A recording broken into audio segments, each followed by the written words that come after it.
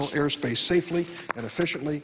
I urge my colleagues this afternoon or early this evening to vote against the Paul amendment. I know his goal is to save money. This is money that needs to be spent for the safety of the American flying public. Madam President, I yield the floor and suggest the absence of a quorum. Clerk will call the roll. Mr. Akaka.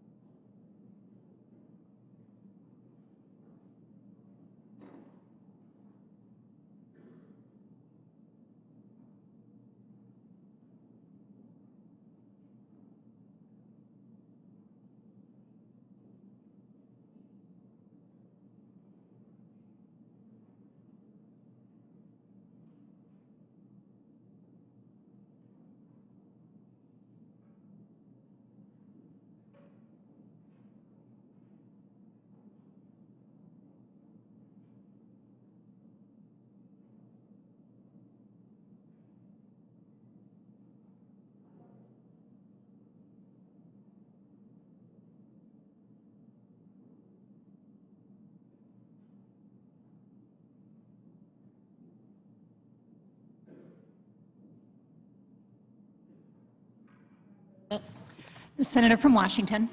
Madam President, I ask that the quorum call be dispensed with. Without objection. Madam President, we're out here talking about the FAA bill, a bill to improve the transportation system in America, dealing with our airwaves. And there's a lot of great things about this legislation, everything from a passenger bill of rights to improvement in airport infrastructure that many of my colleagues have been out here on the floor talking about. Even the presiding officer articulated why it's so important to make improvements in our ground-based system so that you can improve practically every elected official in America knows that airports are a cornerstone of economic development.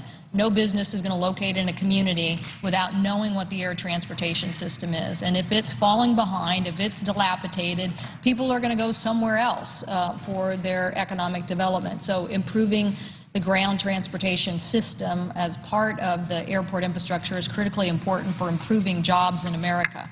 So I know that my colleagues are out here offering amendments, and the pending amendment is the Paul Amendment, which is a very concerning amendment from the prospects of what it would do to cut the innovation that we're about to implement in this FAA bill, the long-standing improvements to the federal aviation system that have to do with taking our airways from a 1950s technology to really 21st century technology that improves both the situation for the pilots in the sky and the efficiency of our system, and it improves and coordinates the communication system on the ground.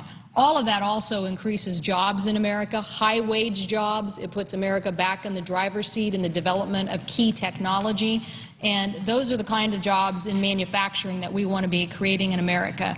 So when my colleague from Kentucky comes out and offers a proposal to basically slow down the implementation by the FAA on, key employees in these areas that are part of the technology and infrastructure, what you're really going to do is slow down high-wage manufacturing jobs in the United States as well.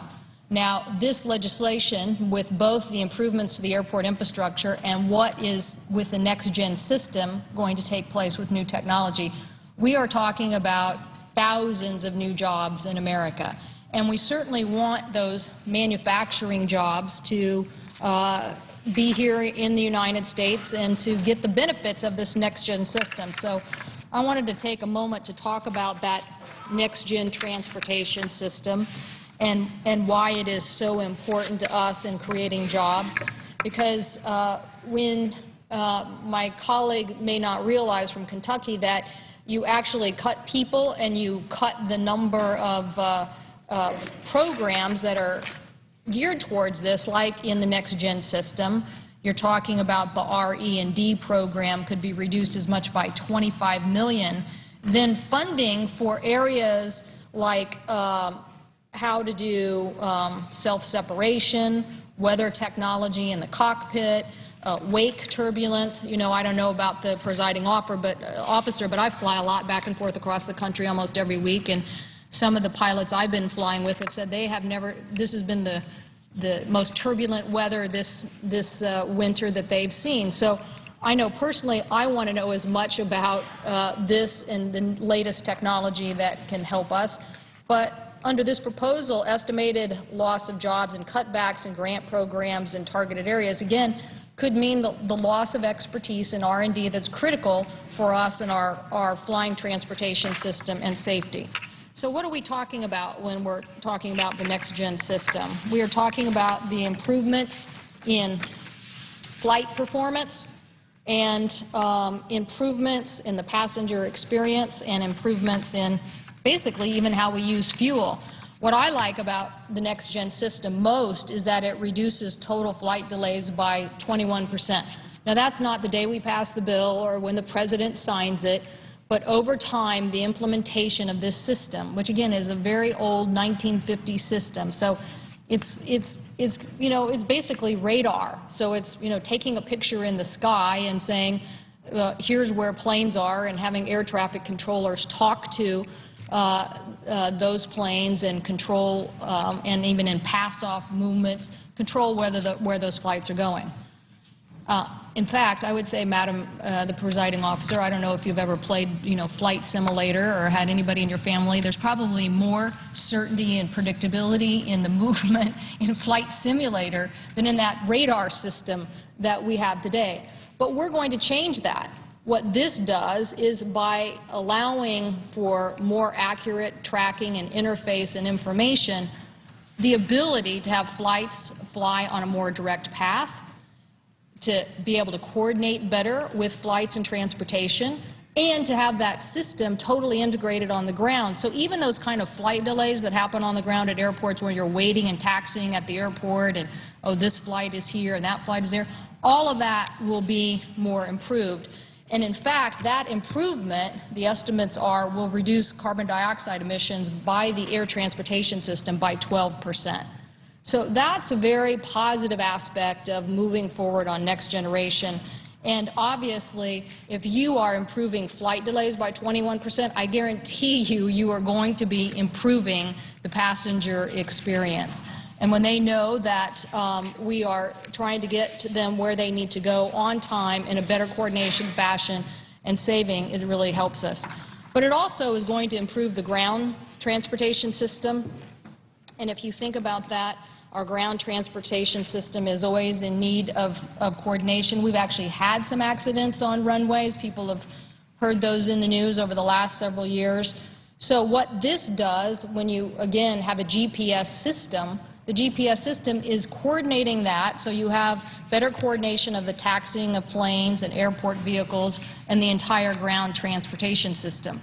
That should not be minimized. The fact that we can imagine how a GPS system can give us better data in the sky is important, but there is a lot that is lost on the ground with flights and the coordination of flights. And if you can imagine, just one of my personal pet peeves, when you fly all the way across the country and you end up at your destination after 5.5 hours and no one is there to meet the plane, or it takes an extra 10 minutes because somehow somebody didn't know the plane was actually at the gate, all of that changes with the system. You know exactly where the plane is, and you know when they're going to be at that gate after they've landed. You know exactly how long it's going to take for them to taxi and how long they're going to get there. So that is a great improvement in this system and something that shouldn't be underestimated.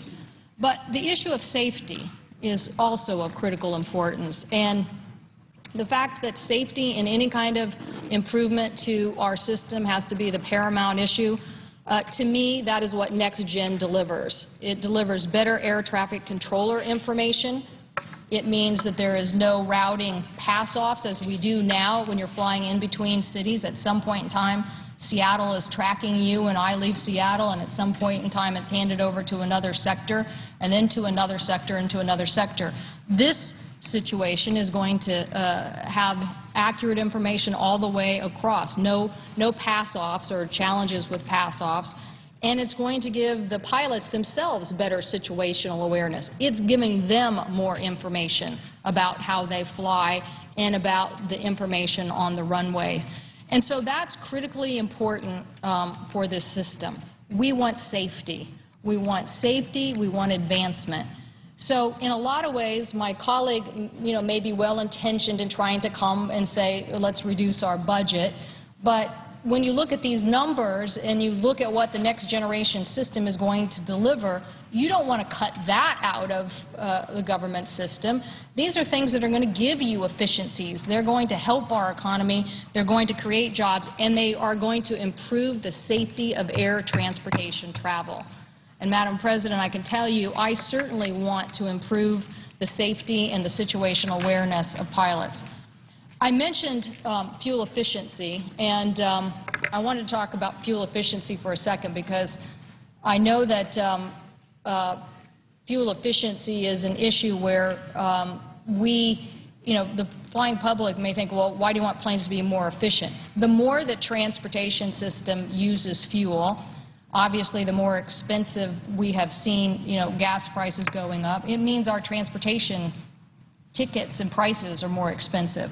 So if you can start driving with this next generation system more fuel efficiency in your air flights by 5 or 6%, then you are going to help keep the efficiency in the transportation system.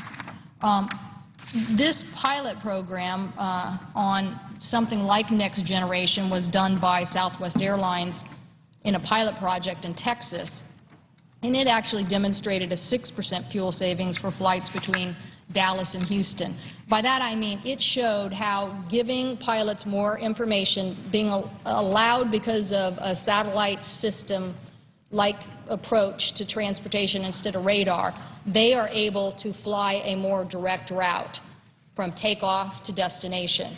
That efficiency translates into savings in the fuel cost, and it alone is a very, very important aspect to the system. So the net of this is high-wage jobs for us in this particular sector, and when you think about this, it's high-wage jobs in engineering, in software development, and other high-tech workers that are part of developing this system, and it is in the jobs for the flight crews and maintenance and basically everybody who benefits from the fact that we have a traveling public and tourism in our economy. So I hope my colleagues will turn down the amendment by the senator from Kentucky All of these things are very, very positive aspects of the next generation system and the improvements to our air transportation. This amendment would cut the viability of many of these programs within the next gen system and the jobs that can be created from this particular legislation. It is definitely long overdue, something that the public is expecting from us.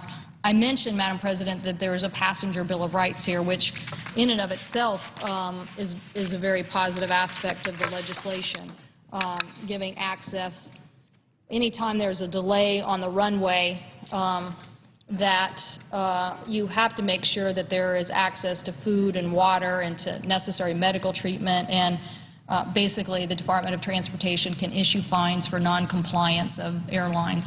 And I know many of the traveling public will love this particular aspect of this important FAA legislation. So I hope that we can dispose of this amendment by my colleague from Kentucky and move on to passing this important legislation. It is about jobs, it is about safety, it's about fuel efficiency, it's about on-time arrival, and it's about not gutting this legislation when it's needed most to be passed by this body. So I thank the President, and I see my colleague from Washington is also here to speak, and I will turn the floor over to her. Thank you, Madam President. Madam President. The Senator from Washington. Madam President, I ask for unanimous consent to take 10 minutes of the Republican time unless the Republican senator comes to the floor on the remaining time on this amendment. Without objection. Thank you, Madam President. Madam President, we are here on the floor debating an amendment by the senator from Kentucky that is very important for the American public to understand. Everyone agrees that we've got to take some smart steps to cut waste and reduce our debt and deficit. But cutting back doesn't mean just cutting blindly. It doesn't mean indiscriminately cutting programs that not only create jobs, but importantly keep our country and its people safe. So make no mistake about it. The Paul Amendment that we are considering, that we'll be voting on shortly, directly impacts the safety of air travel in this country. We all know the FAA has a very specific mission. It is responsible for keeping air travel safe. It oversees the safety of our airline operations. It certifies the equipment they use to meet safety standards. It's responsible for the air traffic controllers that guide our planes. And it makes sure that the pilots that are responsible for our safety are fit to fly. That's what the FAA does. But under the amendment that we're considering this afternoon, the FAA's ability to do that job would be dramatically hampered, because under that amendment, the FAA would lose hundreds of its safety inspectors and would have to use furloughs to reduce the work hours of its entire safety inspector workforce. Now, Madam President, the FAA controls air traffic every hour of every day. Under the Paul Amendment, the FAA would have to furlough its air traffic controllers for significant periods of time because we wouldn't be able to afford to pay for the controller workforce to make sure our safety in the skies. That doesn't make any sense. It would mean stretching thin a workforce that bears the burden of keeping millions of air travelers safe every day.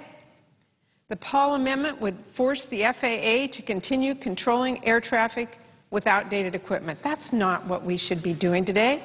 We all know the FAA is currently in the midst of a long-term initiative called NextGen that the senator from Washington just talked about to modernize our air traffic control system. It's a system that will increase the capacity of our aviation system. It will reduce delays and cancellations that everybody knows is hampering our air traffic right now. It saves fuel and it lowers emissions. It is a modernization effort that is long overdue. You know, right now our air transportation system still relies on radar technology that was developed during World War II. That's right. If you're flying today, you're relying on radar technology that was developed under World War II. The cell phones that's in everybody's pockets make use of satellite positioning, but we still haven't moved the FAA to a satellite-based system that could guide our planes with increased efficiency. Every one of us use computer networks every day in our lives, but we are still making the investments to move the FAA to network-enabled operations that will help the agency coordinate more effectively with Homeland Security and the Defense Department. We all rely on our BlackBerries to communicate with each other through email and text messages, but we're still making the investments necessary to help the FAA rely less heavily on voice communication between pilots and air traffic controllers. If you're on a flight and if you listen on your headphones to the pilot talking to the air traffic controllers, and you know they step on each other, you know this system is not efficient. Well, under the Paul Amendment that's being offered today, that entire modernization effort would face significant delays. With goals for reduced delays and fuel savings in sight, we would be stepping on the brakes. And ironically, Madam President, that would increase the cost of these next-gen investments over the long term, forcing all of us as taxpayers to put in more money to reach those necessary goals. Madam President, this amendment would not only impact the safety of our travelers in this country, it would create a major impact on our efforts to create jobs and boost the economy. I told you this amendment would furlough or eliminate the jobs of workers across the country, and they're just not nameless, faceless bureaucrats. These are people who are air traffic controllers, who are right now controlling the planes in the sky as we speak. These are the safety workers who are responsible for keeping watch over our airlines and certifying our pilots to make sure that plane you're flying and any repair that's made is done correctly. They are the researchers that are working to find cleaner and quieter aircraft technologies and alternative aviation fuels. But this amendment wouldn't just impact those workers who we all rely on. And that's because when we are forced to continue flying with fewer air traffic controllers in the tower and with older technology, we are going to face huge delays and inefficiencies that will lead to billions of dollars in lost revenue. Ask anybody in the hotel business or restaurant business or tourist business what happened after 9/11 when our air traffic was shut down. Madam President, the impact on our economy is huge. So we need to make sure that when we make cuts to our budget, we do it wisely. And the Paul Amendment that's before us that affects our economy, affects jobs, and critically affects the safety of the American public, that's not wise or responsible. You know, the most recent statistics show that civil aviation accounts for about $1.3 trillion in economic activity in this country. And even more importantly, aviation provides jobs for hardworking Americans. Just a few years ago, 11 million Americans were employed in aviation-related fields. They earn about $400 billion. Madam President, this is not the time to put this vital job sector at risk by cutting back on our efforts to modernize and innovate. And we should never be willing to put the safety of our skies and our airports and Americans at risk. This amendment is a misguided attempt at providing savings that comes at too high of a cost. Now, we all know and we all agree that we need to be prudent about our spending. But we can't undermine the FAA as our first attempt out here and put the American public at risk. That's not wise, that's not prudent, and it's not what we should be doing. So I urge the Senate to consider the very real danger this amendment poses to our safety and our economy and oppose this amendment. Thank you, Madam President, and I yield the floor, and I suggest the absence of a quorum. Clerk will call the roll. Mr. Kaka.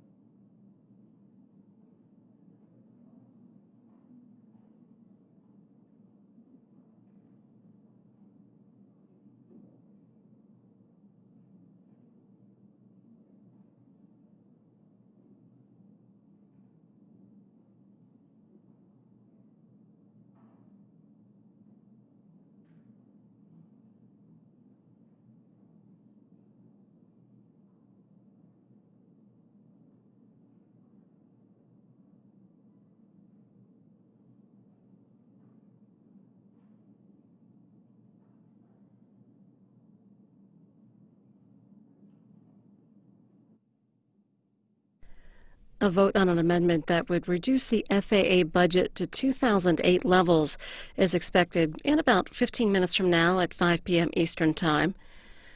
President Obama answered questions about his 2012 budget proposal during a news conference this morning. You can see that in our overnight programming on C-SPAN and at cspan.org right now. Health and Human Services Secretary Kathleen Sebelius and Office of Management and Budget Director Jacob Lew also testified about the President's budget today. And more members of the President's Cabinet will be on Capitol Hill tomorrow. Defense Secretary Gates and Joint Chiefs of Staff Chairman Admiral Mike Mullen will be before the House Armed Services Committee at 10 a.m. Eastern Time. And Treasury Secretary Tim Geithner will be at the House Budget Committee at 2 p.m. Eastern. Both of those hearings will be on C-SPAN 3.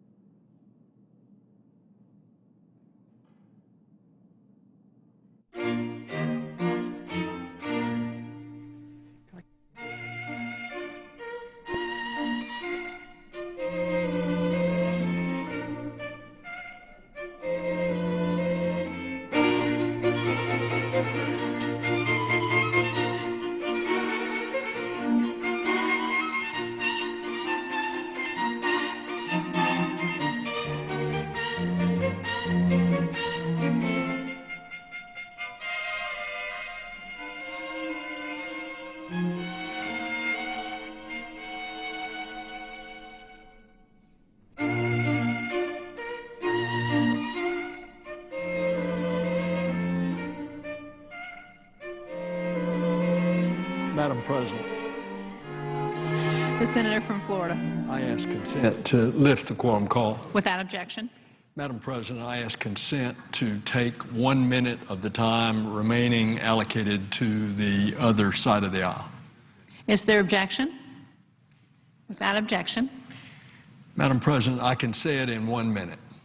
Why do we not want to savage the FAA budget, cutting millions and millions to go back to the 2008 level? It's simply this.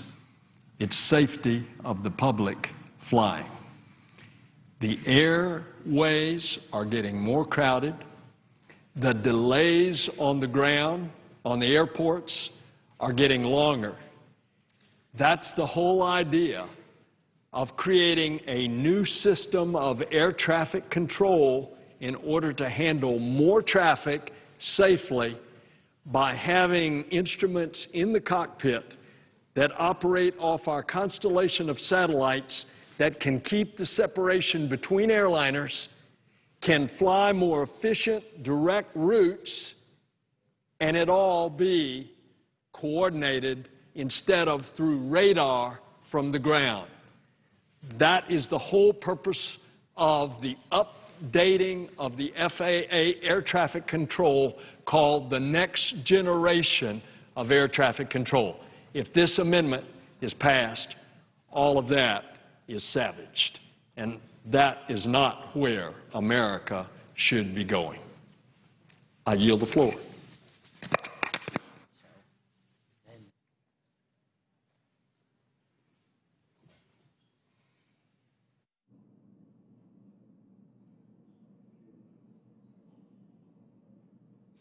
Madam President.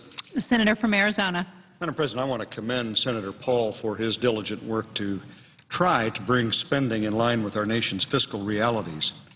His amendment reduces the overall authorization level for the Federal Aviation Administration to $14.719 billion. That's the authorized level for fiscal year 2008. And that's down from $17,526 billion, which is proposed under the 2011 bill. To put this in perspective, it's a 19% increase in just 3 years. 19% increase in 3 years. If we continue to have those kinds of increases, it's not going to be sustainable, given our large and growing debt. And holding spending to 2008 levels is really not so outrageous or unworkable as has been portrayed. By reducing only the top-line amount, the amendment provides the Secretary of Transportation with the necessary discretion to make the appropriate reductions to the related FAA accounts. Not all of them, for example, are safety accounts, and so priority could be given to those matters. Now, there's an argument that could be made that since this is an authorizing bill rather than an appropriation bill, that really the overall funding levels don't matter. But authorization bills do establish guideposts for the Appropriations Committee. And in this case, these spending reductions reflect limits on how much will be appropriated out of the Airport and Airway Trust Fund. Additionally, a portion of FAA's funding comes from the general fund of the U.S. Treasury. Now, imposing spending cuts to this authorization bill also provides a tiny but still, I think, necessary signal to other members of the body, the administration, and the financial markets that the United States is prepared to begin dealing with our pending budgetary catastrophe. The simple fact is that the United States is $14 trillion in debt and is running an annual deficit of $1.6 trillion. Our record level of debt is equal to $45,500 dollars per American citizen, and $127,500 if you just count the taxpayers in America.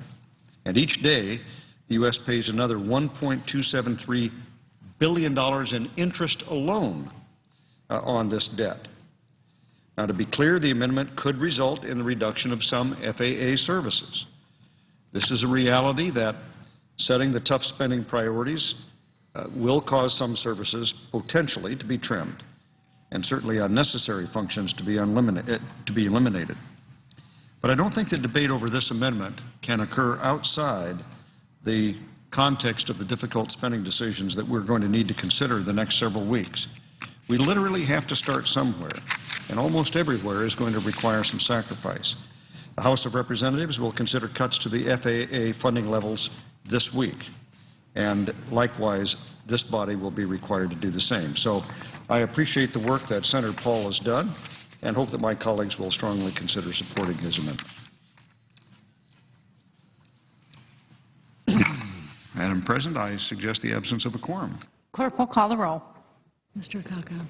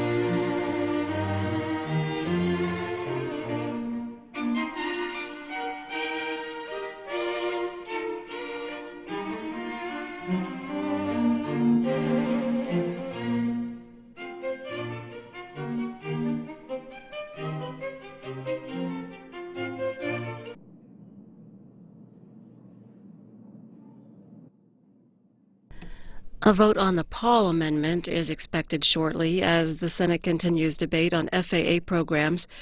Right now, the House is debating amendments to a measure to fund the federal government for the rest of this fiscal year. House Republicans want to cut about $60 billion from the budget for this fiscal year. And the Associated Press reports that the White House has released a statement that says the bill cuts core government functions and investments required for economic growth and creating jobs, and that the bill does not give the Pentagon enough money to meet its requirements. The White House says that if the measure is not made more to President Obama's liking before it's sent to his desk, he'll veto it.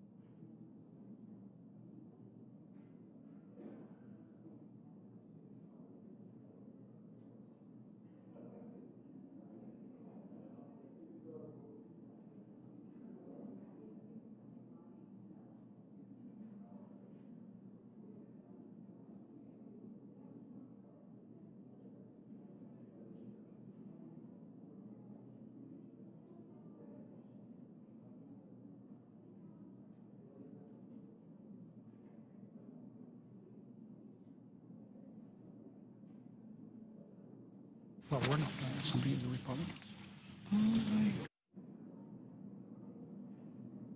Mr. President, The Majority Leader is recognized. I ask consent to call the quorum be terminated. Without objection. Mr. President, I ask unanimous consent that when disposition of the Paul Amendment occurs, the Senate proceed to the consideration of H.R. 514, which was received from the House and is at the desk. That the Reed-McConnell substitute amendment, which is at the desk, be agreed to. that there be up to 30 minutes of debate equally divided control between the two leaders or the designees prior to a vote on passage of the bill as amended. There be no further amendments or motions ordered to the bill prior to the votes, and the motions to reconsider be considered made and laid upon the table with no intervening action or debate. Is there objection? Without objection. Mr. President, I express my appreciation to everyone involved with this. This has been a difficult issue, but I will put on the record what I've told a number of senators personally, that we will, prior to this expiration occurring, bring up the Patriot Act and have an opportunity for an extended period of time, a week at least, to offer amendments and do whatever people feel is appropriate on this bill. I've talked to a couple senators who've told me specifically that they want to offer amendments, and although I didn't agree that I would support their amendments, one was a Democrat and one was a Republican, I said that that's what we should be able to do, is set this up so that they can offer their amendments, and I'll do everything I can to make sure that we move forward on this legislation in ample time so that we can extend this Patriot Act for a more extended period of time, which is so important to the security of the country. I know people have problems with it, and that's why we're going to have the amendment process.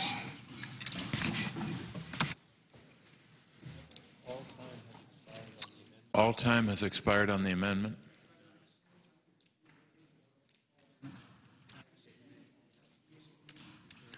Is there a sufficient second? There appears to be. The question is on the motion to table the amendment of the senator from Kentucky. The clerk will call the roll. Mr. Akaka, Mr. Alexander, Ms. Ayotte, Mr. Barrasso, Mr. Balkis, Mr. Begich.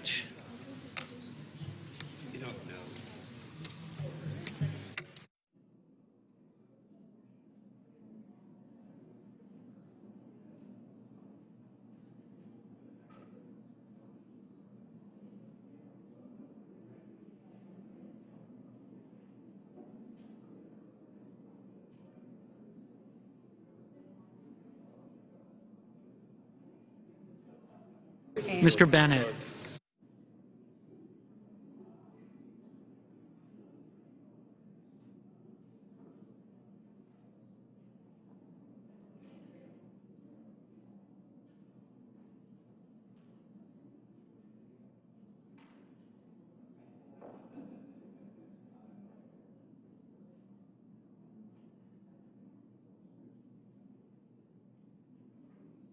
Mr. Bingaman. Mr. Blumenthal, Mr. Blunt, Mr. Bozeman, Mrs. Boxer,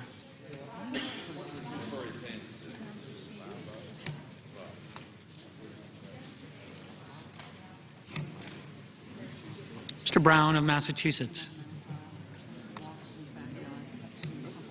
Mr. Brown of Ohio,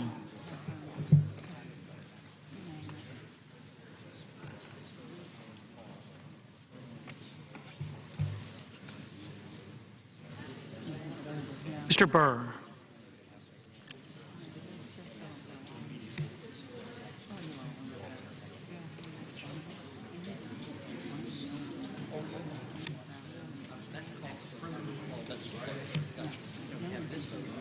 Ms. Cantwell, Mr. Cardin, Mr. Carper,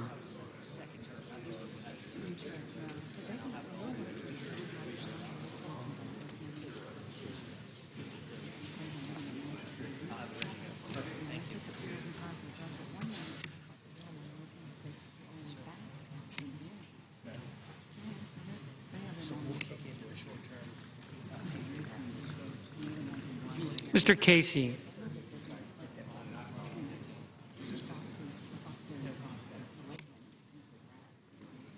Mr. Chambliss, Mr. Coates, Mr. Coburn,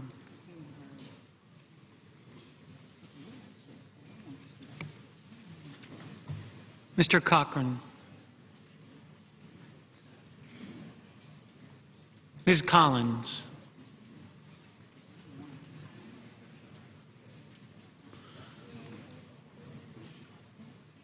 Mr. Conrad.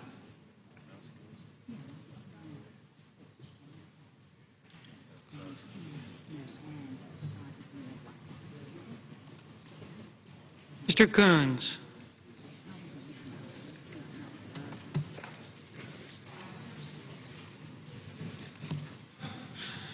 Mr. Corker.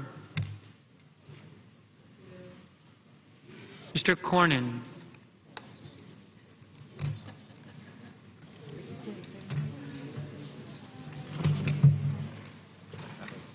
Mr. Crapo.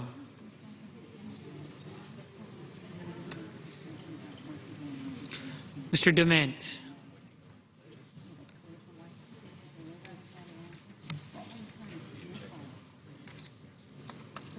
Mr. Durbin.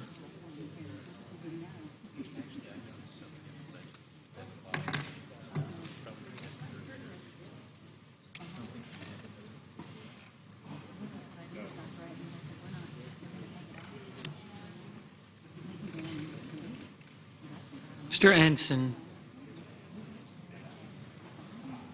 Mr. Enzi. Mrs. Feinstein. Mr. Franken.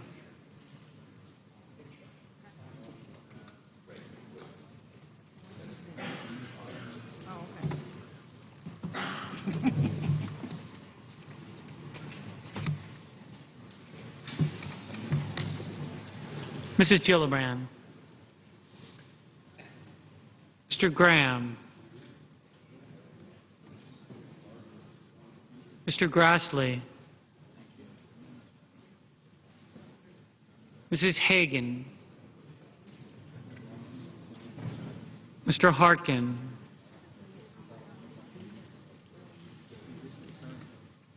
Mr. Hatch.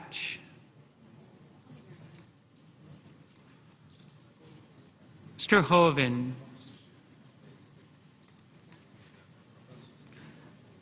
Mrs. Hutchison.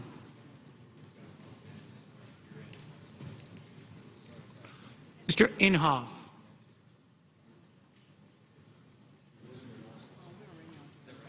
Mr. Inouye.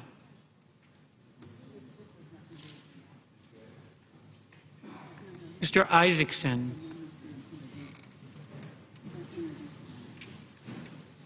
Mr. Johans.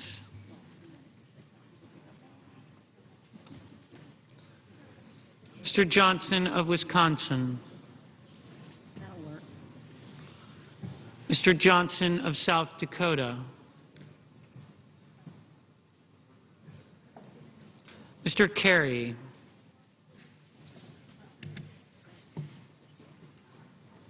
Mr. Kirk.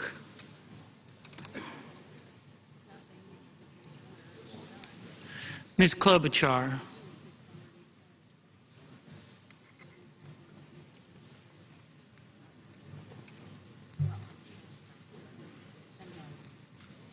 Mr. Cole.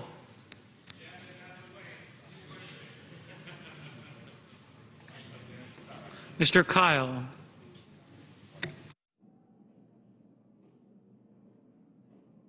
Ms. Landrieu.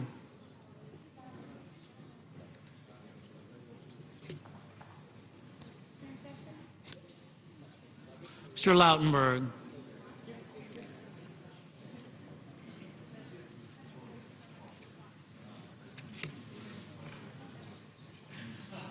Mr. Leahy.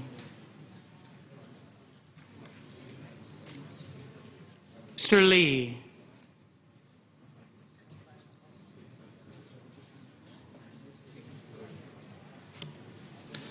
Mr. Levin.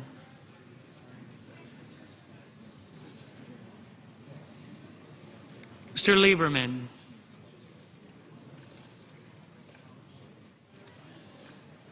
Mr. Lugar.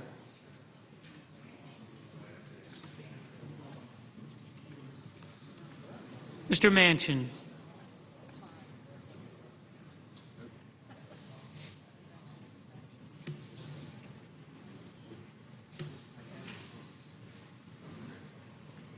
Mr. McCain, Mrs. McCaskill, Mr. McConnell,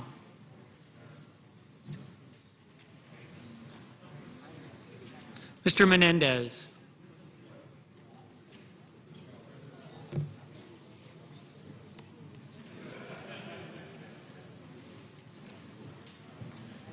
I think I vote.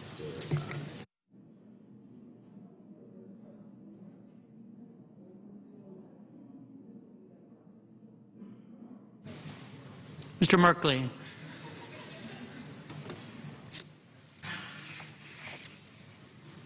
Ms. Mikulski, Mr. Moran,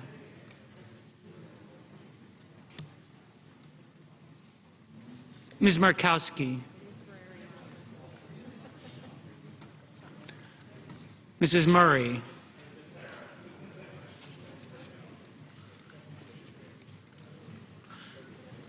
Mr. Nelson of Nebraska,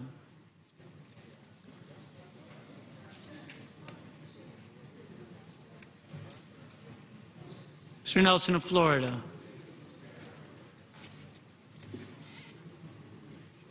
Mr. Paul,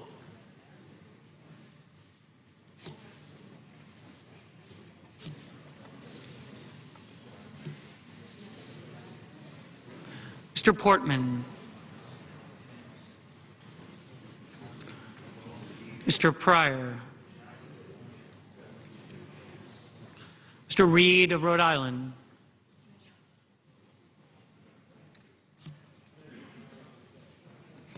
Mr. Reed of Nevada, Mr. Risch,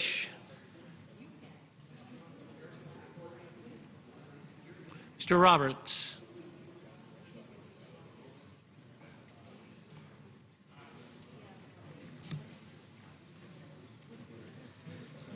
Mr. Rockefeller,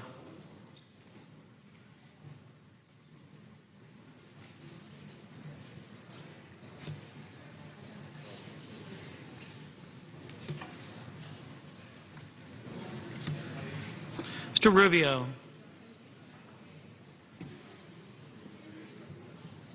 Mr. Sanders, Mr. Schumer,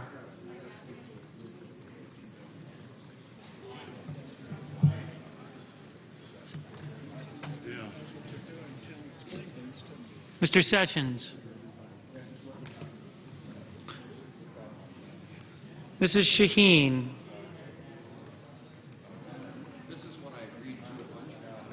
Mr. Shelby, Ms. Snow,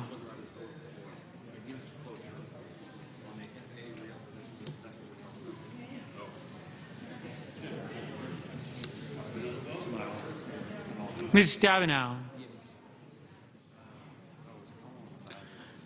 Mr. Tester,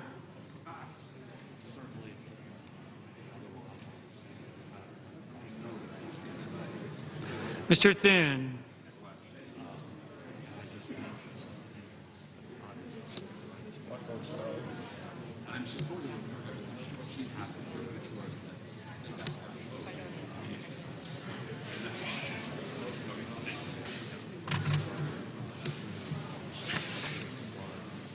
Mr. Toomey,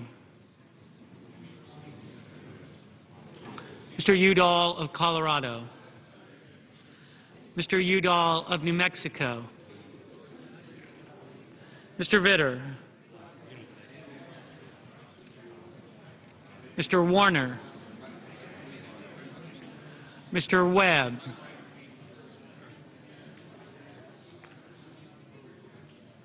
Mr. Whitehouse,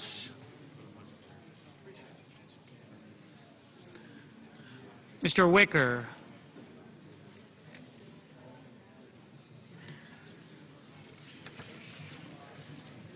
Mr. Wyden,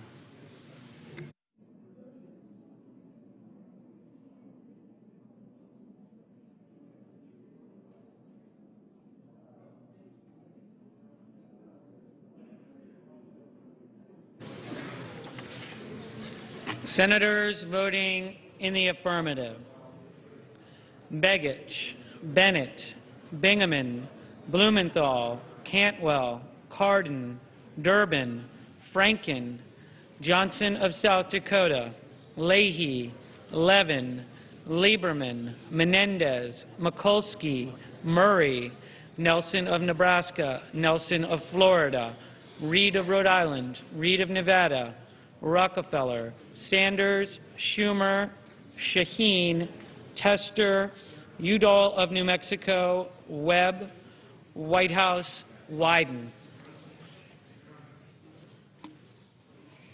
Mr. Inouye, aye.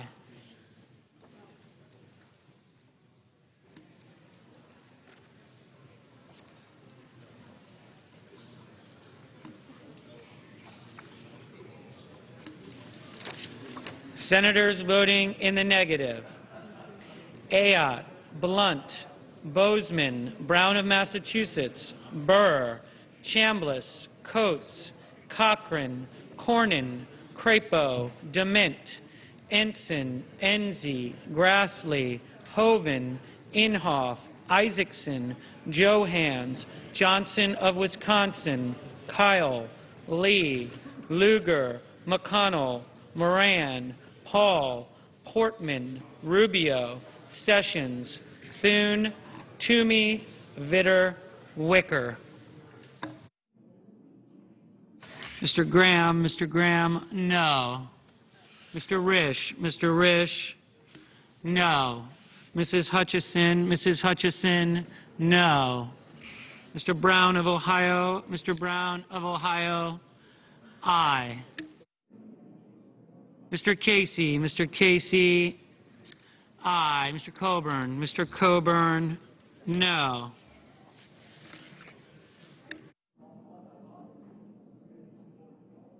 Ms. Snow, no.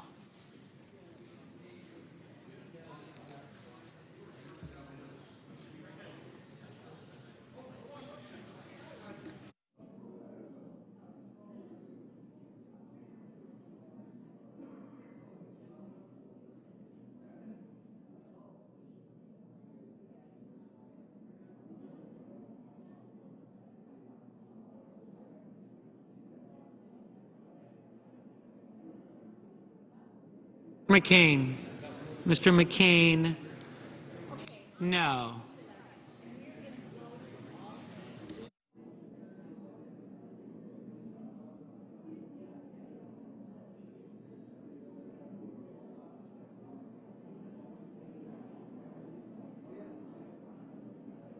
Mr. Manchin, aye. Ms. Klobuchar, aye.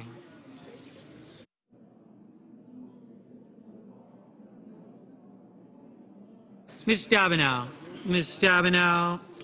aye. Mrs. Boxer, aye. Mr. Kirk, no.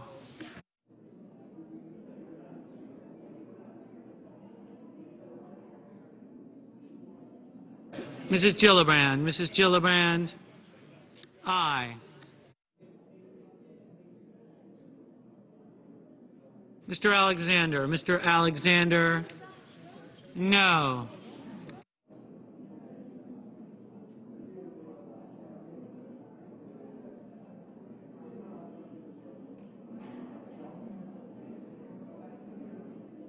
Mr. Merkley, aye.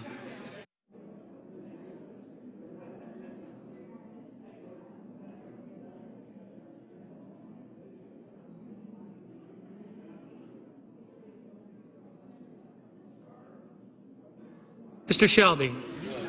Shelby, no. Ms. Collins,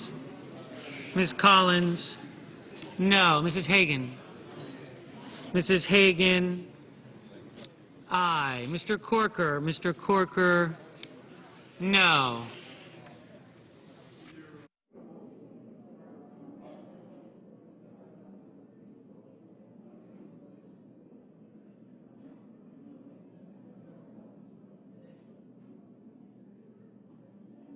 Mr. Barrasso. Mr. Barrasso, no. Mr. Roberts. Mr. Roberts, no. Mr. Akaka. Mr. Akaka, aye.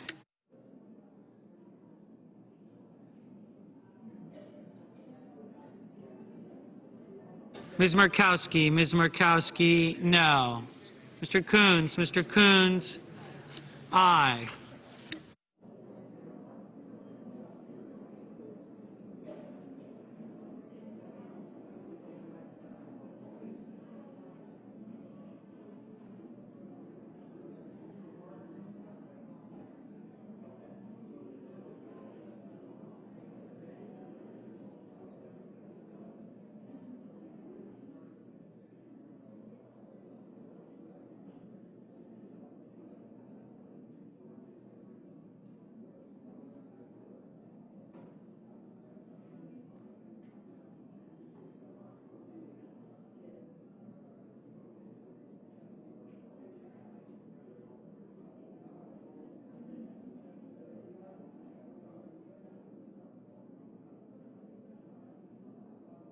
Mr. Carper. Mr. Carper, aye.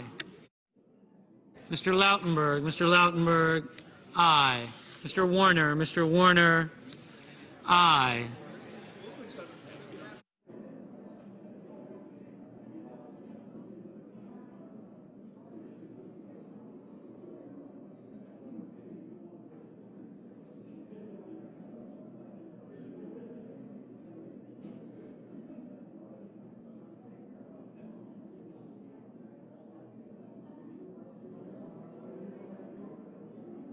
Mr. Hatch. Mr. Hatch, no. Mr. Conrad. Mr. Conrad, aye. Mr. Cole. Mr. Cole, aye.